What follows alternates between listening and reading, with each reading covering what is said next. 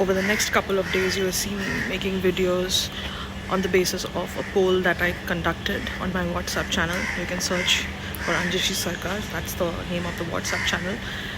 Today's topic, however, is how to stay in a state of high vibration. This was the most voted theme, as I mentioned that this was the poll that I conducted, but there are a few things that I want to specifically mention because I don't want this video to be so long so as to divert you from the essence of the topic, but I'm assuming that these tips might be able to help you.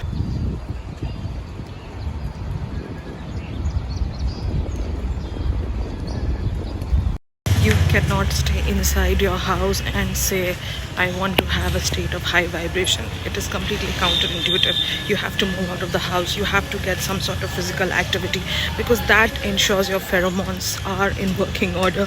Unfortunately, we do not have a lot of serotonin inducing activities of late, because if you see in the past generations, they were always pro outdoor activities. Now we have something called a gym, but that gym is also within enclosed spaces, so it doesn't really help much on that front.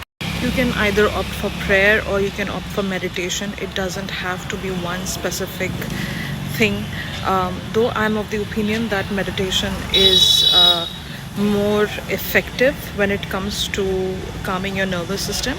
Prayer, of course, I mean, you cannot find a substitute for prayer. Okay, prayer is absolutely essential, but when it comes to high vibration, meditation, of course, is a good way to start, because it means that your mind is now at a still state. Okay, because the whole point of meditation is to calm your mind. It's not supposed to be troubled in any way. It is not supposed to be chaotic. So meditation helps you to stabilize everything that is going on inside. Please stay away from trauma dumping. Do not engage in trauma dumping. Do not even be a part of trauma dumping. So when people are trying to say, oh, how bad things have been for them, I'm not saying that you have to be insensitive, but you cannot be a part of the drama also. Like, you can simply politely tell them that please visit a counselor, please visit a therapist. Sometimes your family members also tend to seek help from you. I had a provision last year and had started this initiative where I spoke to parents whenever they were facing some sort of an emotional turmoil or they were emotionally despondent. I made sure that I spoke to them, though it was under the wraps that they were speaking to a counselor, but I did my bit there, and I'm very thankful to all the people who had turned up for the same, because I know that when you stay in a household which is very chaotic, it hampers your own progress, because you can hear someone's troubles once, you can hear them twice. When it becomes like a constant narrative, it becomes a constant source of trouble too. Okay, we want to be there for people who love us. We want to help them out. But if you are struggling yourself, you will not be able to help them in the perfect way possible. When a therapist speaks to them, when a counselor speaks to someone who's troubled, they deal with it in a very professional manner. So now they don't have a bias towards it. Some of the reasons that have been listed as your low vibrational causes, they all somehow point to gossiping and constantly talking about things that have gone wrong in your life, like this incessant complaining. Okay, that complaining takes you nowhere. So you will never see yourself in a high vibrational state if you are always complaining, and if you're trying to point out what is going wrong in your life. This is going wrong, that is going wrong, this is not okay, that is not okay. It doesn't really help much. You have to read books. Okay, you have to read books which are not necessarily motivational, but books that have been written with a very philosophical bent of mind. Okay, so for example, if you read books by Marcus Aurelius, or you read something of Seneca, or you read the Greek tragedies, they teach you something about life. Okay, the modern day Indian literature is not well equipped to focus on certain human sentiments, which is why classical literature, up till this day, okay, it is so revered, and it's the first choice for a lot of the literary people out there. Watch these voyeuristic shows, okay, where there is this conflict all the time. People are fighting and people are swearing, they're using cuss words. Not needed. I mean, if you really want to watch something, watch thrillers, watch supernatural shows, not the ones which have a lot of drama, but the ones which are like a little close to reality, let's say. Okay, like I think thriller shows, my personal favorite is Sherlock Holmes. You can watch Big Bang Theory also, because you get to learn a lot from these sitcoms. Sometimes I feel like a lot of these romantic shows and fantasy kills your thought patterns, like a healthy thought pattern, because you are now away from reality. And not that reality is problematic, but you also need to have some sort of a coping mechanism, and these fantasy shows just say that okay, you need to wave this magic wand and then things are going to just go off. It doesn't work like that. There was another theme that was voted, which was how to get rid of a bad habit. Now, it is closely connected with your high vibrational or low vibrational state of mind, because you want a dopamine source. Okay, so whatever bad habit you're talking about, it is only occurring again and again because you are not getting a dopamine rush. Now, when dopamine goes really high up, it also crashes, and when it crashes, then you start to look for that additional push again. So my suggestion to you would be, stop or refrain yourself from things that cause this dopamine influx. Okay, because dopamine is not good. If you are in that state of uninterrupted dopamine, what happens is that if there is something that doesn't move you, if there is something that doesn't pinch you in the right places, then you're going to think that your life is boring. So that's the reason why you have bad habits in the first place.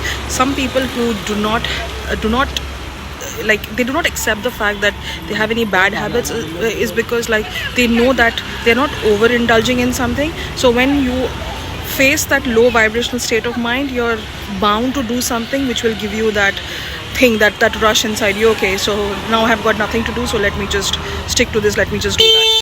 See, my personal opinion is, if you overindulge in anything, you're always going to be in a low vibrational state. Okay, like people who have random sexual relationships. I'm not saying that sex is a bad thing, or I'm not here to morally police you, but if you're doing too much of something, you're just going to be dependent on it for your dopamine influx. All right, so you need to have a boundary there. People with really high boundaries, they are supposed to be the ones who can see bouts of high vibration, because they protect their energy. So the only way I feel now that I have mentored so many people is that the ones who can protect their energy in certain ways are the ones who are able to get into that high vibrational state. So that would also mean like not spending time yapping and gossiping and just spreading your energy everywhere. Okay, like if people have a lot of access to you, then you are going to, you know, fall into a low vibrational state of mind.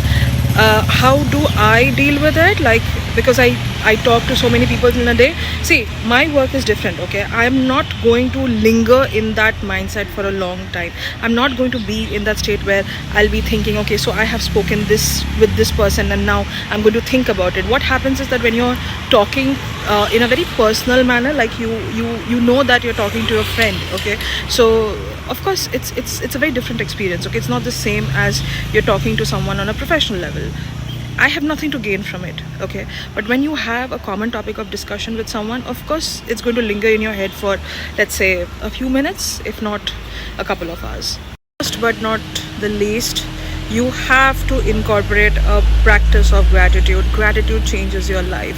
Somebody who is more grateful than usual will see a burst of positivity once they start a gratitude rampage. Okay, you just have to be grateful about the smallest of things, because you see, the only reason why you're negative or you feeling negative is because you're pinpointing on things that are wrong in your life, but you're not making an active effort to see what are the things that are actually going right. Like, I mean, I remember telling this to someone that recently the worst day of my life is actually better than the best day I used to have, let's say 5 or 6 years back. Okay, which means that it's a big shift.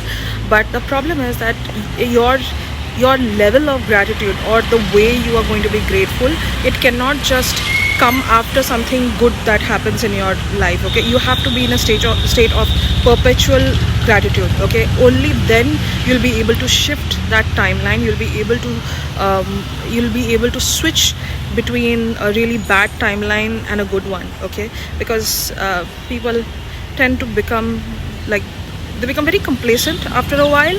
Okay, like if things are going well in their life, I don't see them hustling as much as they were doing before.